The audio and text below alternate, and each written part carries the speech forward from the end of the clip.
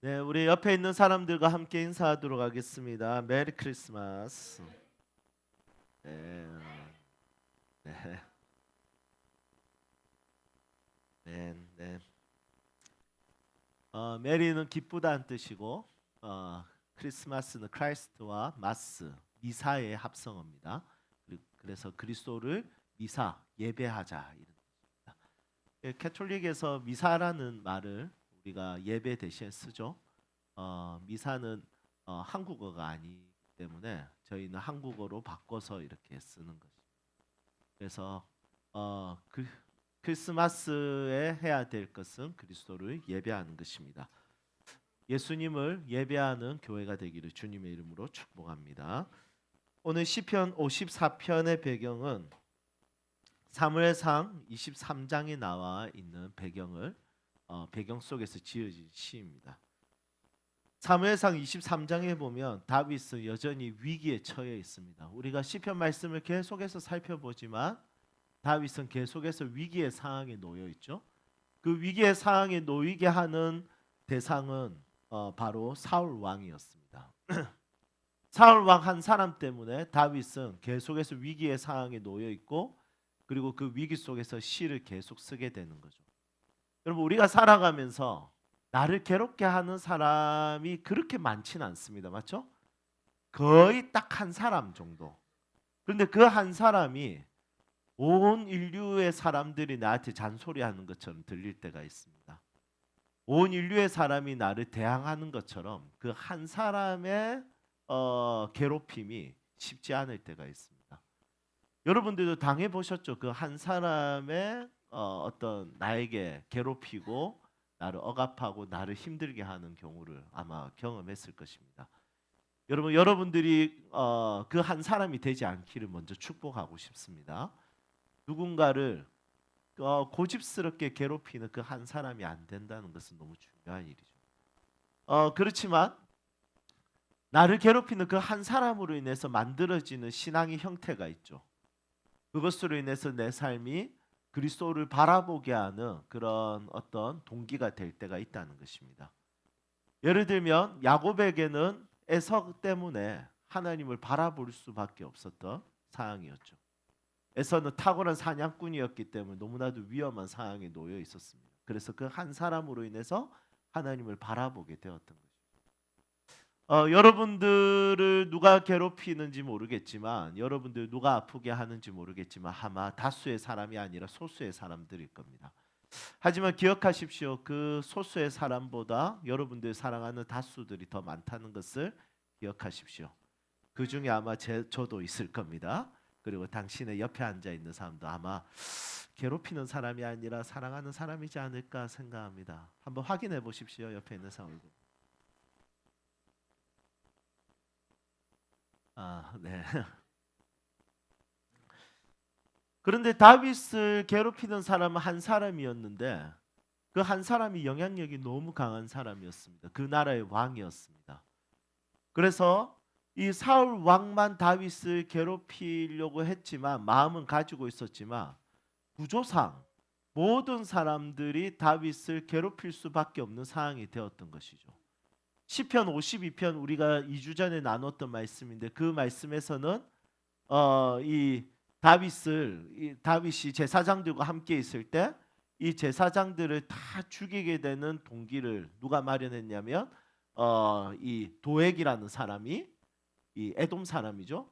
사울 왕에게 알려가지고 밀고를 해서 그 제사장 85명을 다윗 때문에 다 죽도록 만들었습니다.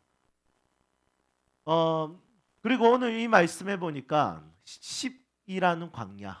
약간 어제도 제가 설교를 입에 딱 묻힐 때 약간 욕 같아 가지고 이 지역 이름이 좀 그런데 이렇게 이야기하죠. 10광야. 어, 실제로 10이라는 지역은 광야입니다. 네. 이 10광야. 이 10광야. 자, 어제 연습을 많이 했는데 안 되네요. 네. 여전히 욕처럼 들리네요. 네. 어쨌든 이 광야에서 이렇게 다윗이 피해 있었습니다. 사울이 피해 있었는데 이 광야에 있는 사람들이 또 사울 왕에게 밀고를 하죠. 그런데 이거는 좀 안타깝습니다. 왜냐하면 이 광야 지역은 이 광야 지역은 유다 지파 광야 지역이었습니다. 그리고 다윗도 유다 지파니까 유다 지역에서만큼은 그 족속을 안아줄 줄 알았습니다. 왜냐하면 그 베냐민 지파 소속에 사울 왕이 있었지 않습니까? 사울 왕은 베냐민 지파였습니다. 그러니까 이 유다 지파 사람들은 적어도 유다 지파 소속인 다윗을 보호해 줄 줄 알았는데 이 10광야 사람들이 오히려 다윗을 이 베냐민 지파 출신의 왕인 사울 왕에게 밀고를 하게 된 것이죠. 그 밀고할 때 지어진 시가 바로 이 시라는 거예요. 한번 제목을 한번 보실까요? 다윗의 맞서길. 맞서길은 뜻이 뭐라고 했죠? 지지난주에 배웠죠? 네. 맞서길의 뜻은 교훈이죠. 교훈. 역시 사모님 다르십니다. 밑에 있습니까? 예. 인도자를 따라 현악에 맞춘 노래 10사람이 사울에게 이르러 말하기를 다윗이 우리가 있는 곳에 숨지 아니하였나이까 하던 그때에 이렇게 이야기. 그러니까 밀고를 하는 그때 다윗이 이 시를 썼다라는 것입니다. 여러분 다윗의 심정은 어땠을까요? 사울 왕만 지금 피해서 안 되는 거예요. 이곳에 가면 그곳에서 밀고를 당하고 저곳에 가면 저곳에서 밀고를 당하고 어떤 곳에서 가든지 밀고를 당하는 상황이 있습니다. 모든 사람들의 눈을 의심할 수밖에 없고 피할 수밖에 없고 두려울 수밖에 없는 상황이죠. 군대 이야기 잠시 한다면 자매님들에게 죄송합니다. 동기들끼리 있는 훈련소는 마음이 편합니다. 왜냐하면 조교 한 사람 눈에만 안 띄면 혼나지 않습니다. 그래서 같이 내무반 생활하는 사람은 거의 50명이 되는데 그 50명들 사이에서는 큰 문제가 되지 않습니다. 니나 내나 똑같은 계급이기 때문이죠. 그런데 조교한테는 잘못 걸리면 안 되는 거죠. 그래서 조교 한 사람 눈을 잘 피해서 군 생활하는 사람들은 잘합니다. 그런데 이제 문제는 뭐냐면 이 훈련소에서 벗어나서 자대로 가면 이제 자기가 2년 동안 근무해야 되는 곳에 가면 그때부터 골치 아픕니다. 왜냐하면 그때부터는 그 부대에 있는 모든 사람들의 눈을 신경 써야 됩니다. 왜냐하면 다 자기보다 계급이 높기 때문이죠. 그래서 이 군대라는 것도 어떤 한 사람의 눈치를 보다가 모든 사람들의 눈치를 봐야 되는 그 이등병 생활은 너무나도 어렵다는 것이죠. 그래서 이런 군 생활처럼 이 다윗은 어려운 상황에 놓여 있었습니다. 사울 왕의 눈만 피할 뿐만이 아니라 지금 모든 지역에 어떤 지역에 가든지 간에 이 다윗은 그들의 눈을 의식하고 그들을 의심해야 되고 밀고를 당할까 봐 긴장해야 되고 스트레스 받는 그런 상황에 놓였다는 것이죠. 여러분 이게 사람이 살찌시겠습니까? 뭐 어떤 곳에 가도 눈치 봐야 되는 인생은 진짜 살짓이 아닙니다. 특히 우리 한국 사람들은 눈치를 많이 보는 이런 민족성을 가지고 있습니다. 사실은 좀 그렇지 않습니까? 우리나라 밑에는 일본, 위에는 중국, 그 위에 러시아, 그리고 미국 막 여러 동서남북으로 쫙 깔려 있을 때 우리나라는 이 나라 눈치도 봐야 되고 저 나라 눈치도 봐야 되고 다양한 눈치를 봐야 돼. 그 외교의 스킬이 너무나도 중요한 나라죠. 이럴 때는 우리나라가 숨을 쉬기가 쉽지 않은 순간들이 꽤 있었습니다. 청나라에서 쳐들어왔다가 일본에서 쳐들어왔다가 이게 너무 정신이 없는 상황입니다. 이런 눈치를 봐야 되는 이런 상황들 사람에게는 너무나도 어렵고 갑갑하고 답답한 것 같습니다. 우리가 이제 1월에 라오스 MK 수련회 가지 않습니까? 이 라오스 지역도 마찬가지입니다. 베트남하고 태국 사이에서 이 라오스 나라도 숨을 제대로 쉴 수 없는 나라거든요. 그래서 옆에 주변에 있는 그 우리나라에 비해서는 강하지 않는 나라인데 라오스에 비해서는 강한 나라거든요. 그러니까 라오스가 숨쉬기가 쉽지 않습니다. 발전하기가 어렵죠. 그런 것처럼 눈치를 봐야 되는 인생은 너무나도 어렵습니다. 그래도 우리 남편들은 아내의 눈치를 잘 보고 사시기를 주님의 이름으로 축복합니다. 이런 다윗의 심정을 3절에 너무 잘 표현하고 있죠. 3절 한번 볼까요? 눈치 봐야 되는 이 다윗의 심정입니다. 함께 읽어볼까요? 낯선 자들이 일어나 나를 치고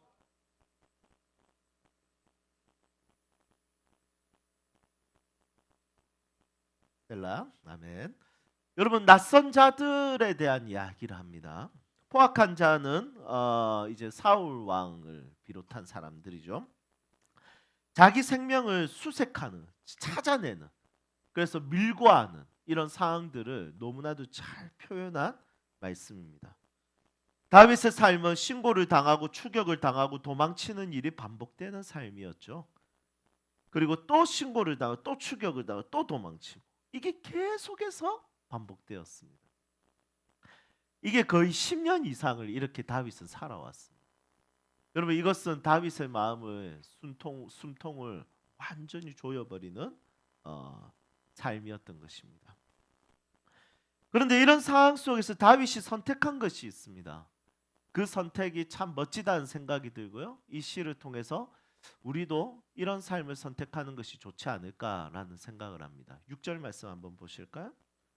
6절 말씀은 혹시 아날로그로 되어 있는 성경이라면 줄을 긋고 별표를 쳐도 괜찮을 것 같습니다. 우리 6절 함께 읽어보겠습니다. 내가 낙헌제로 주께 제사하리이다. 여호와여 주의 이름에 아멘. 다윗이 이런 상황에서 선택했던 것은 낙헌제입니다. 즐거울 낙 바칠 헌 제사 제자. 원어로는 히브리어로는 아낌없이 드리다 이런 뜻입니다. 저는 이 한자로 한국어로 이렇게 번역되어 있는 것이 참 멋지다는 생각이 듭니다. 즐거울 낙 바칠 헌, 즐겁게 바친다 제물을. 갑갑하고 눈치 보고 이럴 때 내 생명을 누군가 추적해 올 때 내가 할 수 있는 가장 좋은 방법은 그냥 그때 내가 넋놓고 있는 것이 아니라 두려워하고만 있는 것이 아니라 하나님께 헌신하기로 즐겁게 헌신하기로 결심하는 것이 너무 중요하다라는 생각을 합니다. 고발당한 상태고 믿을 만한 사람이 없는 상태지만 모든 상황이 스트레스인 상태였고 너무나도 갑갑하고 어려운 상태였지만 다윗은 수비적인 신앙이 아니라 적극적으로 하나님께 자원해서 제사를 드렸던 것이죠. 왜냐하면 하나님은 선하신 분이기 때문이었습니다. 그래서 오히려 수비적인 입장이 아니라 공격적인 입장으로 하나님을 예배했습니다. 여러분 이 공격적인 예배, 공격적인 신앙 상태, 공격적인 신앙 태도가 너무 중요합니다. 왜냐하면 우리가 이것저것 따지다 보면 수비적이어야 될 때가 너무 많습니다. 이거 하다가 무너질 것 같고 저거 하다가는 내가 눈치 봐야 될 것 같고 그래서 수비적으로 나는 움츠러들 때가 너무 많다는 것이죠. 하지만 다윗은 충분히 움츠러들 만한 상황에서도 어깨를 펴고 하나님 앞에 기쁘고 즐겁고 감사하는 마음으로 헌신하기로 제사를 드렸다는 것입니다. 그래서 이 낙헌제를 드린 이것을 통해서 오늘 한번 이 크리스마스 성탄에 적용해 보려고 합니다. 여러분 낙헌제는 성탄절과 무슨 상관이 있을까요? 사복음서를 제가 이 말씀을 통해서 한번 조명해 보았습니다. 조명해 봤을 때 낙헌제 이것은 예수님이 받으셨던 이 땅에 오셔서 예수님이 받으셨던 첫 번째 제사였던 것이죠. 예배였던 것입니다. 예수님이 태어나실 때 동방에서 온 박사들은 멀리서 왔습니다. 아마 두 지역 중에 하나입니다. 하나는 바벨론 지역, 메소포타미아에 있는 지역. 또 다른 견해는 페르시아 지역입니다. 페르시아가 점술사로 너무 유명한 국가였기 때문이었죠. 그래서 아마 페르시아에서 왔다고 보는데 바벨론 메소포타미아에서 와도 약 800km 정도입니다. 그런데 페르시아에서 왔다는 것은 1200km를 이동한 것이죠. 엄청난 거리입니다. 1200km는. 그 1200km를 걸어서 그리고 낙타를 타고 이곳까지 온 것입니다. 그렇게 와서 이제 예수님을 찾았습니다. 예수님을 찾는 것도 별을 보고 찾아왔지 않습니까? 별을 보고 찾아왔습니다. 그 별을 보고 별이 멈추는 지역에 가서 그곳에 예수님 계신다는 것을 알고 메시아가 있다는 것을 알고 엄청 기뻐합니다. 기뻐. 그리고 그 집 안으로 들어갑니다. 여러분, 집 안으로 들어갔다는 것은 우선 마구간은 아니었으니까 예수님 태어나자마자 일어난 예배는 아니었던 것입니다. 그래서 제가 목자의 이야기를 돌아보니까 목자의 이야기에는 예수님께 어떤 선물을 드리진 않았더라고요. 찾아가서 같이 기뻐하고 그냥 이렇게 같이 있었다. 하지만 이 동방박사는 그렇게 그곳에 있진 않았지만, 마구간에 있지 않았지만, 첫 번째 목격자는 아니었지만 이 집에 들어가서 예수님을 향해서 엎드려서 경배를 합니다. 엎드려서 경배합니다. 엎드려서 경배하고, 그리고 그들은 예물을 드립니다. 황금과 유향과 몰약이었습니다. 누군가가 시켜서 한 것도 아닙니다. 누군가의 강요로 한 것도 아닙니다. 누군가의 강조로 한 것도 아닙니다. 그렇지만 예수님이 첫 번째로 이 땅에 오셔서 아기로 계실 때, 아기 예수로 있을 때 예수님이 받으신 첫 번째 예배는 바로 낙헌제, 기쁨으로 꿇어 엎드려서 하나님 예수님을 예배하는 낙헌제였다는 것이죠. 이 세상에서 가장 좋은 예배자, 가장 위대한 예배자는 낙헌제를 드릴 수 있는 예배자입니다. 하나님께 기쁨으로 기꺼이 드리겠다라는 예배자의 마음이 있는 것이 너무 중요한 것입니다. 그것이 바로 낙헌제입니다. 여러분, 저희 교회는 낙헌을 할 수 있는 예배자들이 많았으면 좋겠습니다. 기쁘고 즐겁게 그분을 위해서 헌신하고 따르는 것이 어떤 내 인생의 어려움과 절망과 근심거리가 되는 것이 아니라 프로액티브, 주도적으로 할 수 있는 그런 예배자들이 되었으면 좋겠습니다. 한번 따라할까요? 자기주도 영성. 여러분, 교육에 있어서 가장 이상적인 교육은 자기주도적으로 자기가 스스로 공부하게 만드는 것이 가장 이상적입니다. 그 이상을 가지고 수많은 사람들이 교육에 도전하지만 자기주도 쉽지 않습니다. 거의 대부분은 성격을 따라서 자기주도가 됩니다. 우리 김지연 사모님은 자기주도 교육이 확실했던 사람입니다. 아무도 뭐라 하지 않아도, 학원 한번 다니지 않아도 상위권을 놓치지 않고 항상 공부하는 자리에 앉아 있었어요. 자기주도 교육에 거의 앞장을 선 사람이죠. 그렇죠. 저는 타인 주도도 안 되는, 어렸을 때부터 공부하라는 말을 수없이 수백 번 들었지만 책상 앞에 앉아 있는 것이 너무나도 괴로웠던 시간이었습니다. 차라리 주님 나라 가고 싶었던 순간들이 너무 많았습니다. 여러분, 마찬가지입니다. 영성도 마찬가지입니다. 누군가가 이끌어서, 누군가가 땡겨서, 누군가가 요구해서 이게 아니라 프로액티브하게 자기주도적으로 자기가 스스로 움직여서 스스로 지지하고 스스로 그리스도를 따르고자 하는 그 낙헌의 마음이 필요하다는 것이죠. 이 낙헌의 마음을 가진 예배자들이 많은 교회가 너무나도 행복한 교회입니다. 물론 교회는 선교적이어야 됩니다. 왜냐하면 모두가 낙헌의 마음을 가지고 있지는 않을 것입니다. 어떤 사람은 땡겨줘야지 하나님을 예배하고 땡겨줘야지 헌신할 것입니다. 어떤 사람들은 항상 움츠러들 때가 있을 겁니다. 어떤 사람은 아직까지 예수님이 믿어지지 않는 사람들이 있을 겁니다. 그러니 찰스 스탠리는 교회의 3분의 1은 선교 대상자라고 이야기했습니다. 그래서 이 교회 안에 있는 사람들을 위해서 선교적일 필요가 있습니다. 교회는 교회 밖에 있는 사람들에게만 선교적일 뿐만이 아니라 교회 안에 있는 사람들에게도 선교적일 필요가 분명히 있습니다. 그래서 제가 여러분들에게 따뜻하게 대해주는 것은 제가 선교적으로 대한다고 생각하시면 됩니다. 예, 성격이 아닙니다. 사역이죠. 그래서 교회는 반드시 선교적인 요소가 분명히 있어야 됩니다. 교회 안에 있는 모든 사람들이 크리스찬들이 아니고 모든 사람들 안에 예수가 있는 것이 아니기 때문이죠. 그래서 분명히 선교적이어야 되지만 교회 안에 가장 많이 있어야 되는 사람은